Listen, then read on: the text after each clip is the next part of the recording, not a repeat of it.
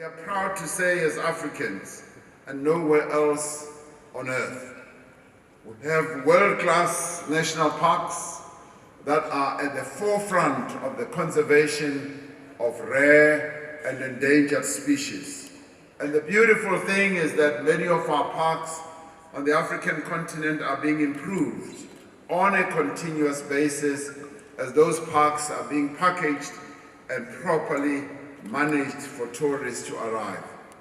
And Africa has vast expanses of majestic scenery, from the Erg Chebi in the ancient Sahara Desert to the mountain highlands of Virunga, to the savanna grasslands of the Masai Mara, and to the place at the southern tip of our continent where the Indian and the Atlantic Ocean meet in a confluence of beautiful water activity.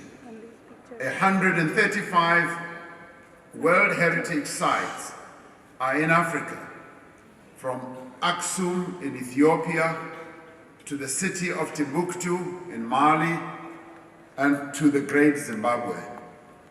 Visitors to the many countries on our continent are able to engage in a range of activities, be they sporting, recreational, and leisure activities.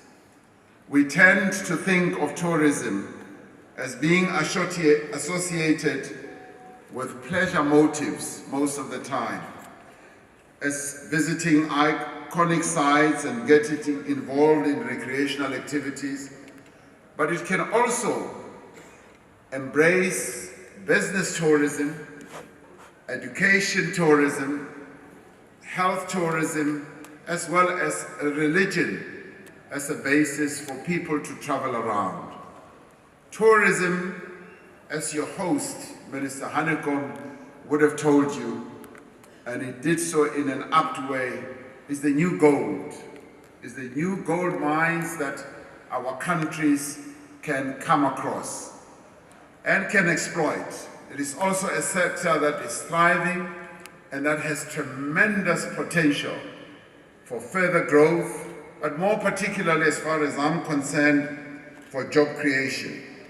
There is growing global consensus on the need for countries to pursue paths of sustainable development to grow and transform our respective economies while minimizing, of course, the impact on nature and the environment. African countries are taking the lead in sustainable tourism and ecotourism. And I'm delighted that there are so many African countries represented here, which shows that we are all taking tourism very seriously.